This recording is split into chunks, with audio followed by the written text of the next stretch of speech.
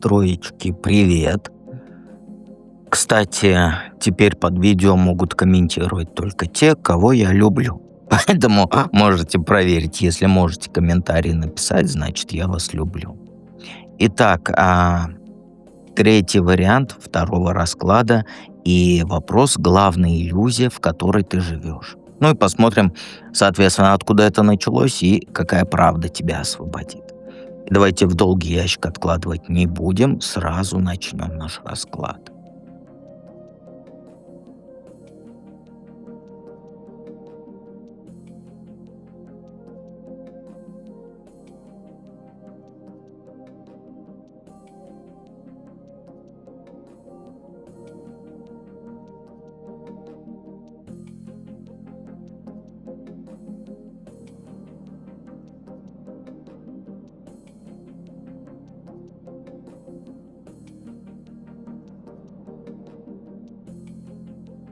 Итак, троечки. Какая же главная иллюзия, да, в которой ты живешь? И это последний открытый расклад на самопознание и самореализацию. Потому что эти 2 дня меня комментировали ровно 6 человек. Но это и мы расклады. Так, ну смотри, по картам ты думаешь, что вот если ты будешь хороший, то тебя наконец-то заметят, тебя наконец-то оценят, тебя полюбят и к сердцу прижмут. И, знаешь, не просто хороший быть, а вот прям идеальный. И вежливая, и терпеливая, и неутомимая, и всегда готовая помочь. Никогда не устаешь и никогда не злишься. Знаешь, если как будто ты сделаешь, если все правильно, то мир прям обязан будет дать тебе то, чего ты хочешь. Внимание, там, уважение и заботу. Но знаешь, в чем плюшка? Мир не работает по такой схеме. Никто не дает тебе любовь за то, что ты молча терпишь. И никто не ценит за то, что ты обиды прокладываешь. Понимаешь? Ты вот, знаешь, если взять профессию, ты как будто вот официантка, да, которая приносит вот блюдо на стол, да, и ждет, что кто-то заметит, как она устала. И даст ей там на чай чаевые вот эти и прочее, и прочее.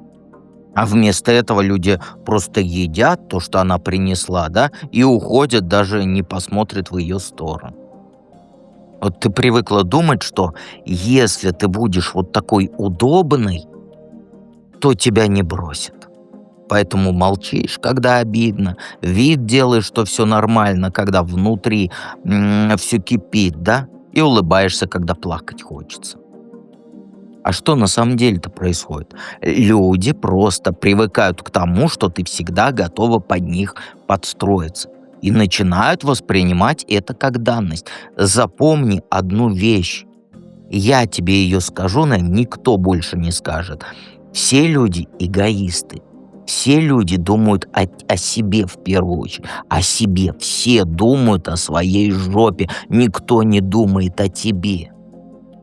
Люди неблагодарны. Они просто ждут. И чем больше ты подстраиваешься, тем больше им кажется, что так и должно быть. Понимаешь? Ты как розетка вот в стене у меня напротив. Они вставляют в тебя свои вот эти вилки, да, когда им нужно, а потом забывают, что ты вообще существуешь, пока ты опять не понадобишься. И самое обидное, ты сама себя убедила, что если ты перестанешь быть удобной, то ты одна останешься. Но вот это и есть твоя главная иллюзия. Ты думаешь, что если ты будешь неудобной, то тебя бросят. На самом деле тебя бросают прямо сейчас. Уже вот бросают. Просто ты этого не замечаешь, потому что ты привыкла к ролям, в которых тебя используют и прочее, но никак не любят. И ты еще считаешь, что если я буду сильной, то никто не посмеет меня обидеть. Поэтому что? Маска на тебе прилипла вот этой независимости. Ты не просишь о помощи, ты не показываешь слабость, ты не позволяешь себе плакать при других. Но на самом деле ты просто боишься, что если ты покажешь свою вот эту уязвимость, то тебя посчитают слабой и оттолкнут, да, отвергнут. Понимаешь? Ты думаешь, что сила — это боль не показывать, да? На самом деле сила — это позволить себе ее чувствовать и не бояться, что тебя за это пальцами будут на тебя показывать. А ты как же привыкла? Ты живешь по правилам: если я не буду жаловаться, то меня не бросят. Но никто и не собирается тебя бросать, потому что никто даже не знает, что тебе плохо. Ты себя убедила, что если нужно я буду, то меня никто не забудет. Поэтому ты всегда на связи, всегда готова выслушать, всегда готова помочь, даже если сил у самой нет. Ты как таксист бесплатный для чужих проблем. Тебя зовут, когда надо куда-то подъехать, да, а потом бросают на обочине, даже спасибо не говорят. И ты думаешь, что если ты перестанешь быть нужной, то о тебе забудут. Знаешь, в чем правда, которую ты слышать не хочешь? Тебя уже забывают. Уже забывают. Потому что люди привыкают к тому, что ты всегда на месте. И начинают воспринимать это как должное. Они не ценят тебя за то, что ты есть. Они ценят тебя за то, что ты делаешь. И чем больше ты даешь, тем меньше они дают взамен. Потому что ты сама их научила, что ты можешь обойтись без всякой благодарности. Тебе спасибо говорить не нужно. И вот ты думаешь, что если перестанешь быть полезной, то одна останешься. Да ты уже одна. Просто ты не замечаешь этого, потому что ты слишком занята тем, что быть нужно всем нужной. Для всех. Твоя иллюзия, знаешь, в чем? Что ты веришь, что если будешь достаточно вот этой нужной, хорошей, сильной, то ты получишь то, чего ты так хочешь, да? На самом деле ты просто научилась жить без этого. Ты приспособилась к одиночеству, ты приспособилась к тому, что тебя не ценят. Ты приспособилась к тому, что твои желания нахрен никому не упали. И что самое страшное, ты настолько привыкла к этой своей роли, к этой маске, что ты уже не помнишь, как по-другому жить. Ты забыла, как жить.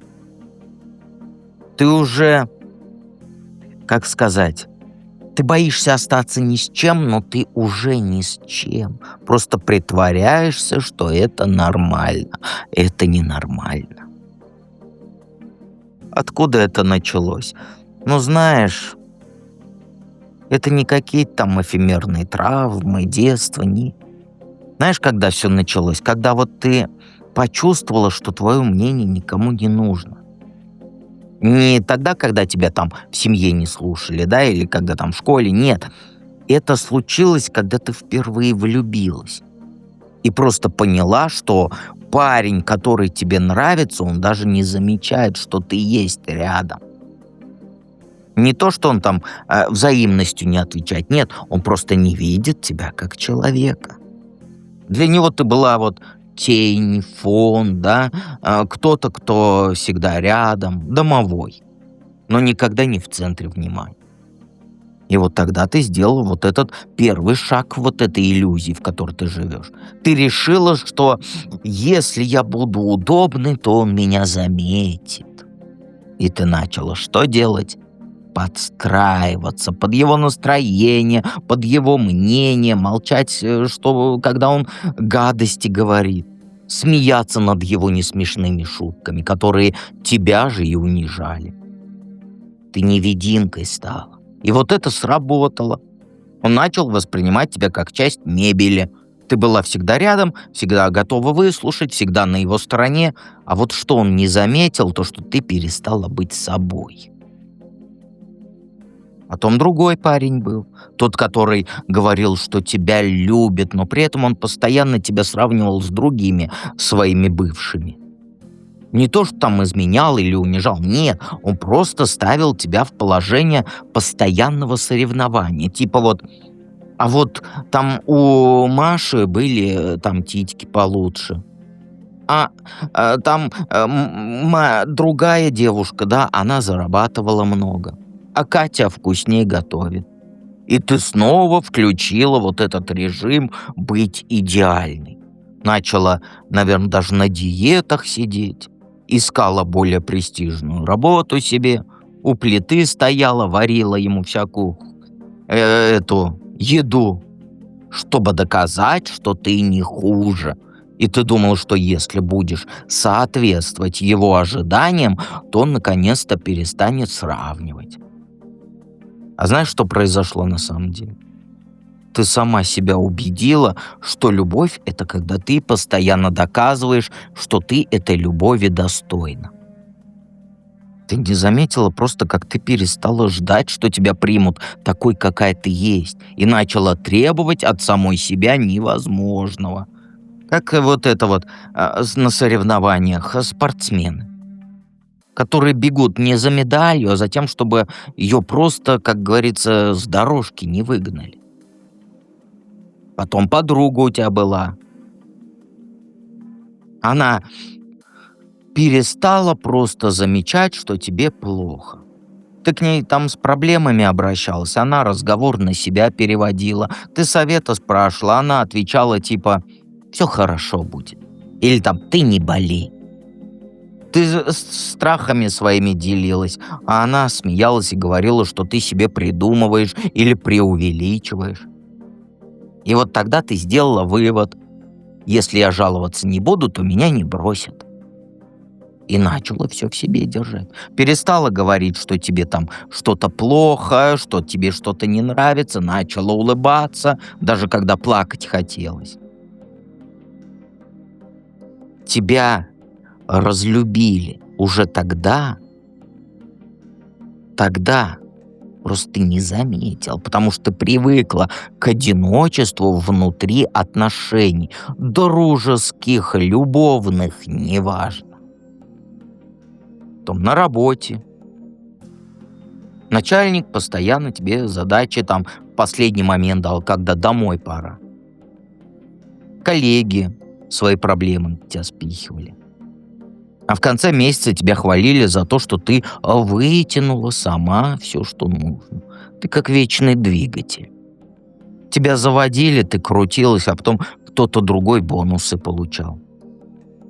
И у тебя сразу в голове: если я буду незаменимой, то меня наконец-то когда-нибудь оценят. Но тебя оценивали ровно до тех пор, пока ты была полезной. И все. Как только ты начинала просить там помощи и так далее, на тебя смотрели как на капризную девчонку. А чё это с ней? Раньше же все нормально было, все же нормально. Ты чё так? Даже на работе ты привыкла быть не человеком, а вот этой функцией. Понимаешь? Какая правда тебя освободит? Но знаешь, правда, что тебя никто не спасет. Ни мужчина твой, ни подруга, ни работа, ни деньги. Никто вообще.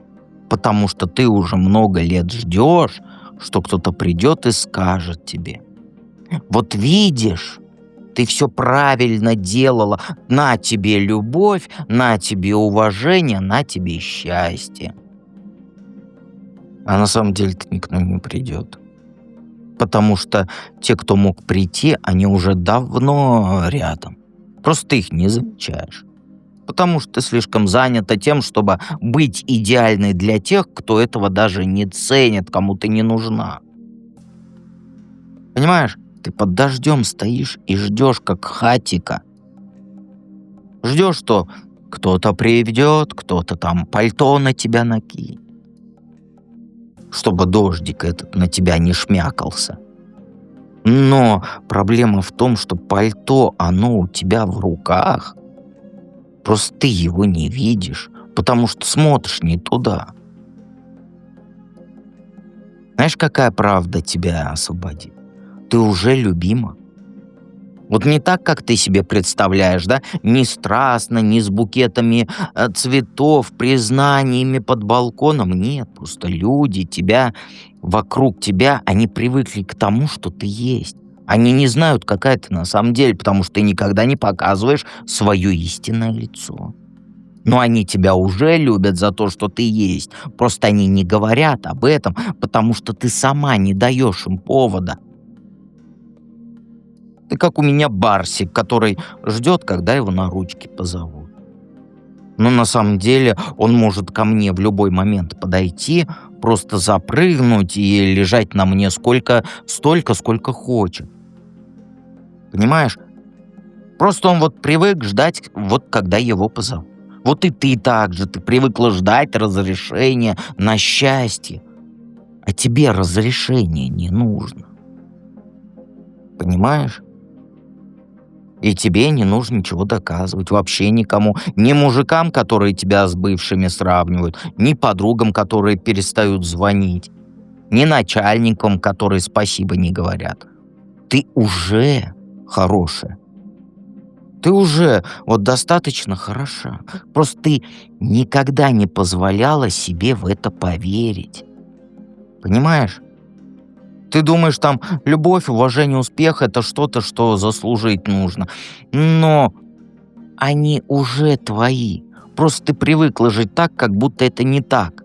И поэтому продолжаешь на этой карусели кататься, вместо того, чтобы остановиться и по сторонам посмотреть. Понимаешь? Никто и никогда не будет делать тебя счастливой. Понимаешь? Никто его не даст, не сделает тебя счастливой. Счастье — это же не то, что тебе дают. Это то, что ты сама себе позволяешь. Понимаешь? Просто ты так давно ждешь эфемерное счастье, что не замечаешь, что оно есть тут. Тебе не нужно ждать, что кто-то скажет, что любви достоин. Ты уже достойна ее. Счастье точно так же.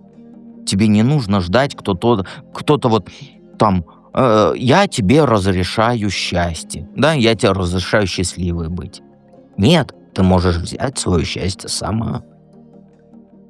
Понимаешь? Тебя освободит не то, что кто-то скажет тебе правду, а то, что ты наконец-то сама разрешишь себе эту правду услышать.